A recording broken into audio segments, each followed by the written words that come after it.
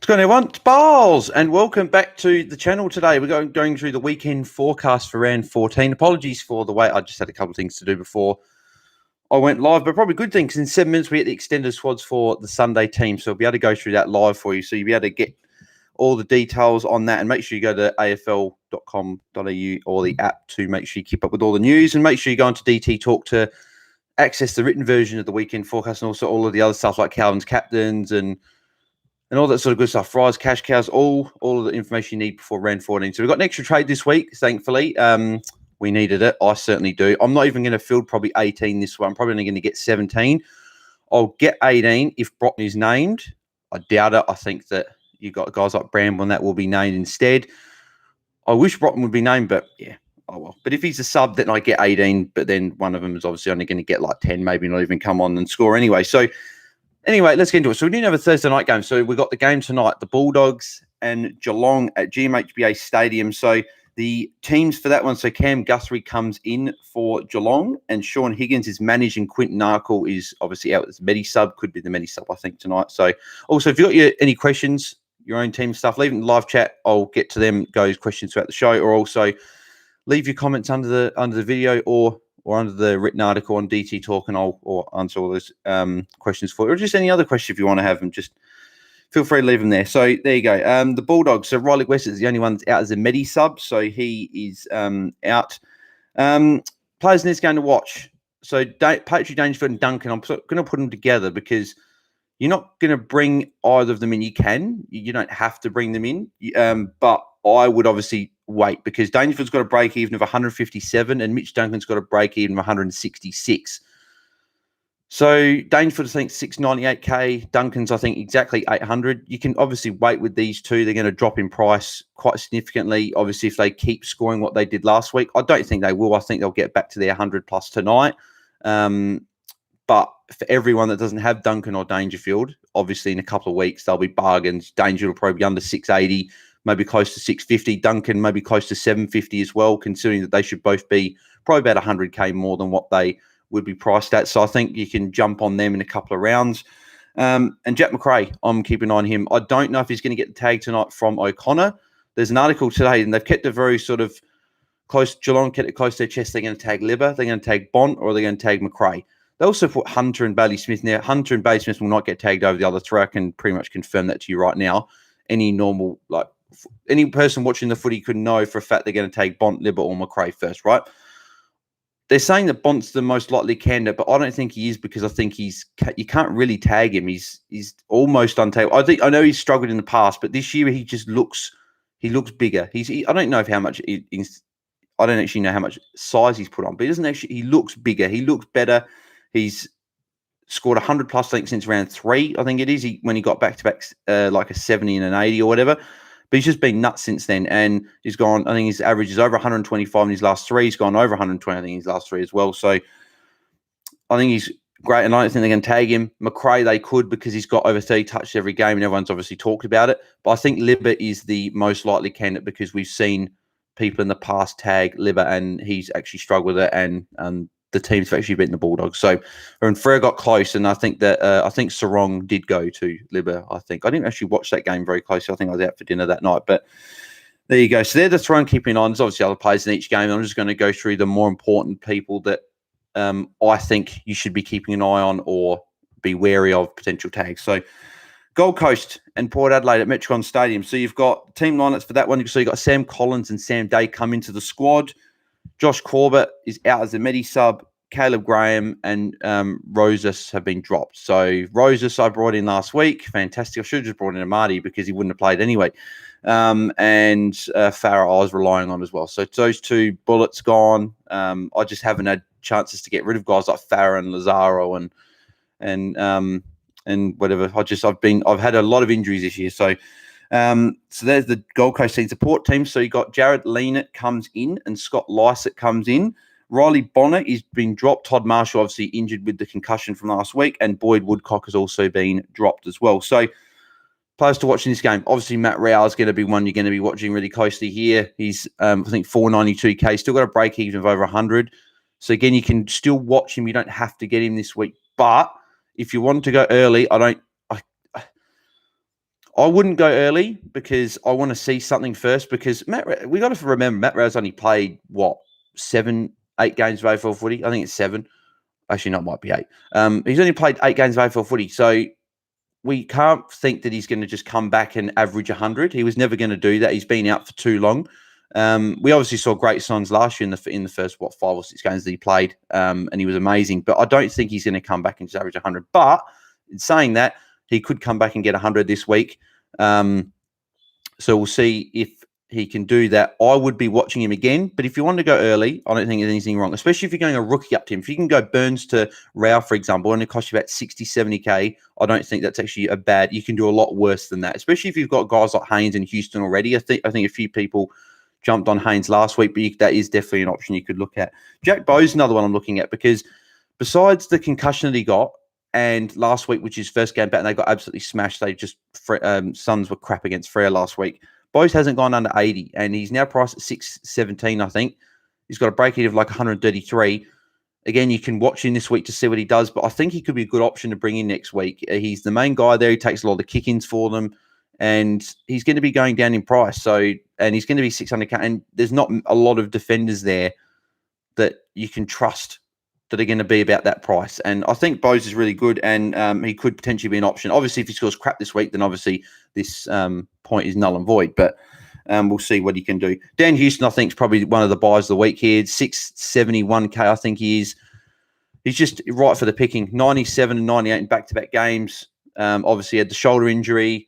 Besides that, though, he was starting the year off amazing. I think he's averaging over 95 and going along very, very nice. So I think he's a great option. And it's 4:30, so I'm actually going to, what I'll do, I'll go through the other games because I'm heading towards the Sunday game anyway. Then we'll go through those Sunday games. So, and then I'll answer all the questions. Oh, hang on, we got a question. So, Josh McConville says, Sharp to Briggs, Frederick to Bramble. So Sharp to Briggs, yeah, obviously Sharp's not playing, and obviously that gets rid of just a sort of a deadwood guy. Frederick to Bramble, yeah, I like that. Frederick's not getting on anything in port side anytime soon. And Bramble will come in if you need him just for this week. That's fine. I think he should hopefully stay in because he was injured for a lot of this year and he's come in. So fingers crossed he can hold his spot. Poulter to Houston. A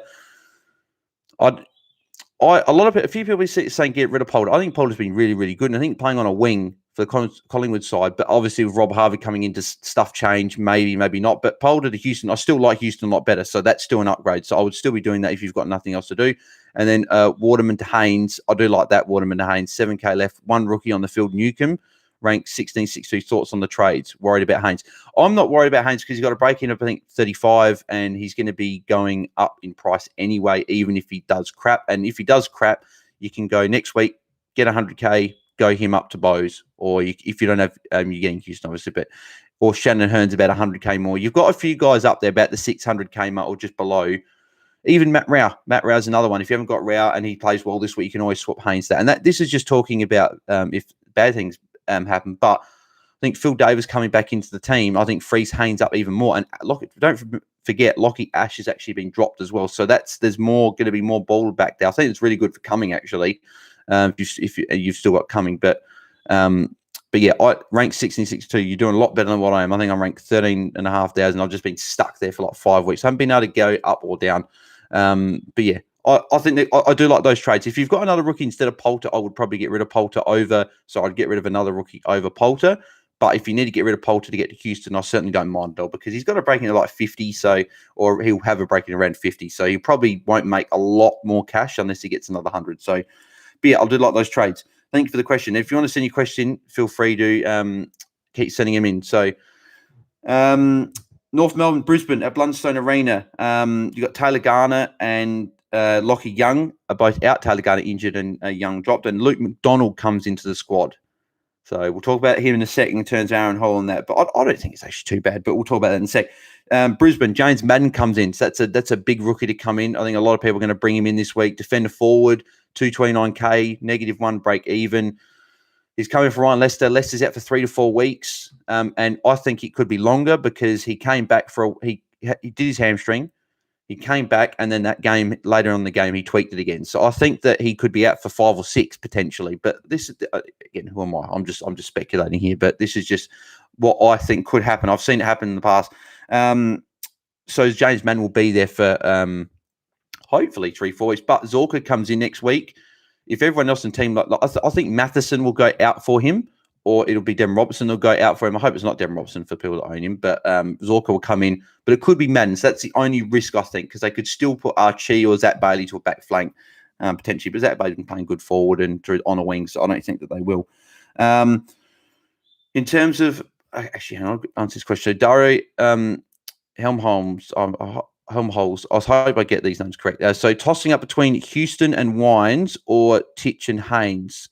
Hang on. So toss up between Houston plus Wines or Mitchell or Haynes. Hang on. Oh, okay. Sorry, I see what you're doing. So you're doing Houston and Wines or Mitchell, or you're going Haynes or Parrish and Took. That's a very good question.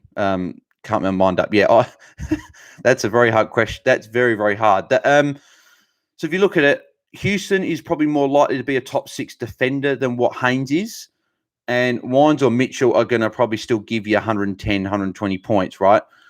Parrish and Took, though, they're the cream of the crop. I think you've got your 4 midfielders, I think, that are, I'd say 3. Actually, say 3. Mcrae, Parrish, and Took Miller. Oh, that's hard. Haynes has had great value. And Wines and so Mitchell's heading out. He's got, I think, 4 120 plus scoring in the last 6. I think with the fact that he's playing Hawthorn this week, I would just lean to Parrish and Haynes. I'd just go Parrish over Took Miller. I know Hugh Greenwood on the podcast, the AFL Fantasy podcast last night. Make sure you tune in to watch that. He said on there that he thought Matt Rad comeback would affect Took Miller, but he didn't actually. So I think Took's a great option. It depends if you want Parrish or Took. I think it's literally 50-50. Whoever you want to go, I would go that. But I think I'd go Parrish and Haynes just because Haynes is value. Parrish is going to be a top sort of 4 midfielder. Houston and Wines or Mitchell are still a great option, though. So it really depends on what you're after. I would probably just, by a whisker, lean towards the Haynes and Parrish one. So in terms of players to watch in the Brisbane and North Melbourne game, Aaron Hall and Jack Zeeble. Luke McDonald coming back, does that affect either of them? I don't actually think it does because I think McDonald will play off of a wing, right? Excuse me, right. But if he plays defence, that could be a little bit tricky. I think Hall has clearly shown he's the best defender for them coming out of the back 50. Not their best defender, but their best guy. The guy they want to get the ball in the hands of. So I think that he'll be fine. Zeeble could be affected by McDonald, but I think that it's going to be really interesting to see. I guess the worst case scenario is because Zeeble and Oren Hall are so high priced, if the worst case scenario happens, Hall gets a 50 or a 60 and Zeeble gets a poor score as well, you can always trade those guys to, for example, if you've got a forward in your midfield or a defender in your midfield, you can get in a big premium in the midfield for one of those guys. So I don't think it's actually too bad. We'll wait and see, but I think Aaron Holt and Zeeble will be fine. I think that McDonald will move to a wing. So Lockie Neal as well. I would be waiting until after they play Geelong in a couple of weeks. He obviously got tagged by O'Connor and didn't score too great. But then after that, from then to the end of the season, he's got an amazing run. If you want to have a look at it, just have a look at his run because it's great. It'd be good to see him get 100 this week so you sort of get a sider to see if he's fully back. He got 25 touches or something against Melbourne when he last played. He only got a 70. So I still think he got a lot of the ball. He just didn't tackle or mark the ball as much. So I think he's still great to pounce on this week. I don't think he'll score too poorly against Geelong, but I am going to be waiting for 2 weeks. I'm going to be getting someone else over him this week. And James Madnez, for the reasons I said just before, coming in for Leicester, he's injured for 3 to 4 weeks, so I'll be bringing him in. So Anthony McCann says, hey, mate, can bring in Mitchell or Lyons. Any thoughts? Oh, no one gives Lyons a lot of credit. He's averaging over 110 this year, and people are still, I think a lot of people, I'm including this. I'm not trying to single everyone else out, not me. I'm exactly in this same bracket here. I always go for your Merritts, your Mcraes, your Tom Mitchells, your Lockie Neals, your Patrick Dangerfields, guys like that. And Lockie Whitfields, guys that are the big names, right? But look at this year. You've got guys like, at the start of the year, you had guys like Beau and Ridley. They've obviously fallen off a little bit. Beau's not as much, but Ridley has. Midfield, and you've got guys like Aaron Hall, Jack Zeeble. Then the midfield, you've got Darcy Parish, Took Miller, Jared Lyons, Ollie Wines. These guys that weren't highly owned at the start of the year are producing a lot better numbers or just better numbers than a lot of our other premiums, right? Parish and Took Miller are take out Mcrae, they're the two highest averaging players in fantasy. So, yeah, they're all great options. But in terms of Mitchell or Lyons, I think I'd still just edge towards Mitchell. He's got 420 plus scores in the last 6 games. He's heating up. He's the pig after all. And it's a pig part this week against the Bombers. I think it's a good matchup. He's played well against Essendon in the past. But if you want to be unique and you want to get maybe a little bit of a difference, I think Jared Lyons is a great option as well. But they haven't played a lot with where you have Lyons, Neil, and Zorko this year, and then having Dev Robertson. So it'd be interesting to see if Lyons gets affected when Zorko and Neil are back. I don't think he will. I think Lyons is an amazing player, but I would just edge towards Mitchell there. But yeah, so as you said, they're low ownership as well. So if you want to go a low ownership guy, I would go Lyons. But if you want, I think the better player out of the two, I think Mitchell is the better player. But that's just my opinion anyway. GWS versus Carlton at Giants Stadium. So this is on Saturday night. So Kieran Briggs is back in. So another damn great option to bring in. And he's probably only going to be in here for a week, but I think he's still an option to bring in. Phil Davis and Harry Perryman come into the squad. Lockie Ash has been dropped. I cannot believe he's been dropped. I think he's been playing really well. I've actually been, when I watched GWS, I'm like, Ash, just don't kick to Ash, kick to Cumming or kick to Whitfield or whatever. But he's been playing very, very well. And I'm very surprised he dropped. Shane Mumford injured. That's obviously great because I held Mumford. So, sorry, not held Mumford. Geez, that'd be weird that 10 years ago I might have held Mumford in fantasy. But no, I held Flynn. So, because I had injuries as well, but I held Flynn. He's playing on field for me this week. So this is even better. So this might be Flynn's last game. So I might have to get rid of him to get a premium next week. But be good for Flynn this week. O'Halloran has been dropped and Jake Stein or Steen, however you say, has been dropped as well. Carlton, Lockie Fogarty comes in. I still don't know. I still have never gotten why one's Fogarty and one's Fogarty. But anyway, Mark Murphy's been dropped as well, so still can't reach 300 games, poor bloke. But he hasn't been playing amazing. But Jack Nunes is a midi sub from last week, and Will Setterfield is injured as well. So in this game, there's a few people to get through here quickly. But Nick Haynes, as I've said before, great value. Phil Davis being out could free him up a lot more. Lockie Ash being out is also good. I think Perryman sort of comes in to sort of negate the Ash thing, but I think that Ash gets the ball in the back half more than Perryman does because Perryman plays off a wing, doesn't he? So I think because Whitfield's lined up on a wing at the moment on the teams and Perryman's on a half-back flank, I think you'd switch it. I think Whitfield's going to be more of a half-back flank and Perryman's going to be more of a wing. But I could be wrong. Could be the other way. But yeah, Haynes' value, and I'd be certainly picking him up. He's got a break in of like 33 or 35. So great option. Josh Kelly. I made the mistake last week, like probably quite a few people did, and went Whitfield over Josh Kelly. And watching the game, people you want to bring in, you want to watch them, you want them to do well because you don't want to bring them in. I was sitting there in the last half thinking, Josh Kelly, just stop touching the ball. Please stop touching the ball because he scored nearly double what Whitfield got, and it was really, really disappointing to watch. But yeah, what can you do? But anyway, Josh Kelly's a great option anyway. And whoever picked him up last week, props to you. I should have done it. I should have looked at Whitfield having potentially getting a tag, just got Kelly. But anyway, Kelly, great option this week. Top 2 forward for rest of the year, I would imagine. Lockie Whitfield, great option as well. I think great record against Carlton. He got 60 last year, but he played I think Calvin said in his captaincy, he played a weird role. And I do remember that game. I think he played off of a half forward flank, and then he was in a back pocket, but not playing up the ground, and it was a bit of a weird. From what I remember, it was a bit of a weird role. But he scored a 1.9 the year before against Carlton. Could Curnow go to him? I don't think so. I think that Curnow would go to a guy like Taranto or someone like that, even Toby Green, and he might do like a defensive tag if they want to do something like that. I don't think they'll do that, but I'm just throwing it out there. But I don't think Whitfield will get the tag. He didn't get it last week. So I think Whitfield will be good this week. I think you're going to need Whitfield sooner or later, so bring him in. Matt Flynn, as I said, #1 ruck this week. If you still got him, great. He'll score well this week. Could be the final game, so a bit of a swan song for him. And thank you for your hard work this year, Flinny. You should have played every game this year. I don't know why they've played Mumford so much, but I'm not the selection panel. So, but yeah, he should be good this week. So if you want to play him on field, I'll do that. And Zach Williams as well.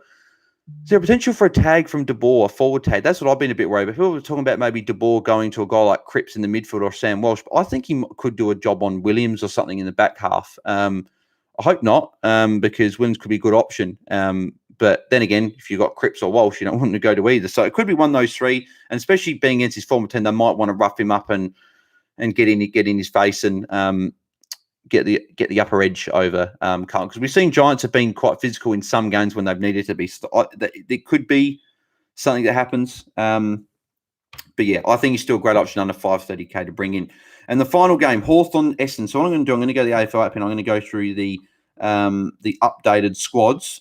I guarantee you Brockman's not in there, but so Cousins and Bramble are in. So Bramble obviously was named for his debut a couple of days ago. Warple has been obviously out through suspension. Josh Morris has been omitted, and Harry Morrison is injured. And then for the Bombers, you've got Sam Draper, Ned Cahill. I don't know. Is it Cahill or Cahill? I don't know how you say. I'm pretty sure it's Cahill, but whatever. Brandon Zoak-Thatcher, Devon Smith, and Peter Wright have come in. Then you've got Aaron Francis has been managed. Alec Waterman injured. Andrew Phillips has been dropped. Andy Mcrae injured. Patrick Ambrose dropped. And David Zarak has been injured. So no Brockman for me and probably a couple, maybe 2 or 3 other people. But no, there's probably more people that have got Brockman and probably were hoping he'd come in. But Brockman is on the emergency list. You've got Brockman, Nash, Morris, and Jecker on the emergency list. So I think Brockman's probably 1 or 2 people to get the sub. I think Morris played last week, but was sub the week before. They might decide to put in Brockman because he hasn't played for a while and there hasn't been much VFL. So maybe, fingers crossed, Brockman comes in. I'm fingers crossing for someone to be a sub because I'll probably only get like 6 points, 10 points, but hopefully he comes in. But yeah, anyway, so let's get into the players to watch in this game. So Bramble, as I said, 170k midfielder, mature age, 23 years old. Should average 77 in his 2 games in the VFL. I think the fact he's only played 2 games, they brought him in, and he was from when he was being injured. I think it's a good sign. He could stay in there for there longer than just the 1 week. I've got the decision between do I go Madden or Bramble, and that'll I'll make that decision before lockout. But it'll be one of those 2 I'll be bringing in. Bramble could be there for a while, but so could Madden, and I think Madden will be there for 3 to 4 weeks. But there's a chance he gets dropped for Zorko, and they put a guy like Archie back instead, and they've got 7 defenders. But I don't know. I have to make that decision. But then I think he's a great option. Most people are going to be bringing him in for the bench. Well, everyone will be bringing him for the bench anyway. I don't think anyone's going to be bringing Bramble to play on their field, but Bramble will be on the bench. So I think he's still a very good option. He's the basement price. John Newcomb as well is another one. If you didn't get on him last week, get on him this week. Negative 15 break even, 14 tackles last week. The coaching staff and the selection panel are going to love that, seeing that the pressure that he put on in the midfield. And he's playing midfield as well. And Warple's out this week. So he could play a lot more midfield time and he could cement himself even more into the spot. He's probably going to be on my field post-buy over Bianco, but great option. A lot of people brought him in this week. A lot of people jumped in last week. Get on him. Get on him. He's probably the must-have rookie if you don't have him. Darcy Parish and Zach Merritt will both go nuts, I think, against Hawthorn at Pig Park. Darcy Parish potentially could go over 160. He could be 180 like Calvin said on the podcast yesterday. It could be 200. We don't know. We haven't seen a 200 score for a long time, obviously, with COVID last year. No 200 score, but he could get there because he'll rack up. He'll rack up. Parish is the number 1 captain option, and I agree with Calvin. I don't know who captains. Calvin does that, but I 100% am behind every week. But this week, and more so, Parish is the number 1 option. Clearly, could be massive. And he could if he keeps doing this and does this next year, could potentially be up for a pig status. That's certainly a name I'd be throwing in the hat. Guys like that, he's absolutely insane, Parish. And it's finally Essendon have actually seen that he's a better midfielder when he goes into the midfield and not playing forward like he did last year. Zach Merritt, as I said, big this as well this week. Kyle Langford, a good underpriced option. I'm deciding to go him or Hunter this week. I don't know if I'm going to go which one I'm going to go. Hunter's probably going to be my team for the rest of the year, but Langford could potentially go up 100k and get me to a big midfielder, and then I'll just get in a guy like Pendlebury or whatever next week. So I'm tossing and turning between the 2. At this stage, I'm looking at probably Hunter because he's going to be a top 6 forward probably, but could be Langford as well. Plus, I save like 20, 30k. Could be difference between me getting Pendlebury next week, who I'll be going for. Nick Hind, be interesting to see if he goes forward or if he stays back this week. Hopefully, he stays back. I don't want to have to trade him next week, but if he's forward this week, it's a trade next week. And Ridley, I'm hoping to see something from him this week to go back to his role that he was doing earlier in the year. Again, 550k could be a really good option. Him and Markov are at the same price, so could go Markov to him next week. That'd be what I'd like to do. So my trades this week, I'm going Farah at the moment to Madden. That's at the moment, but could be Bramble instead, saving an extra 59k. I'm potentially leaning towards Bramble instead because Madden's going to be on bench anyway.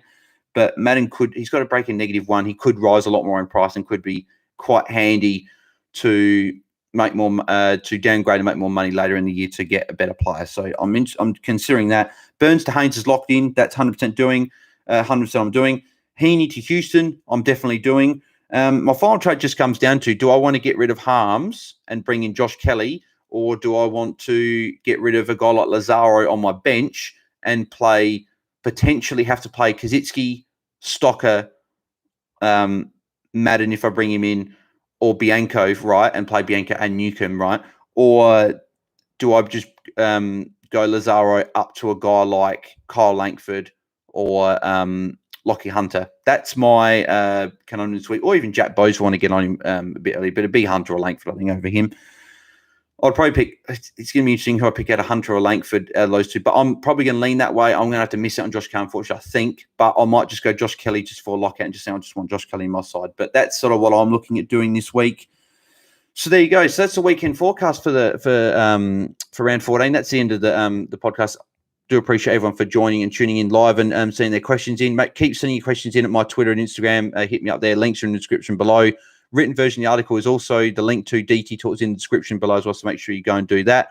And make sure you get your team ready for round 14 as well. We've got an extra trade this week, so make sure you use it wisely. Make your team better than what it was throughout the buys. You want to come out around 15 having a better team.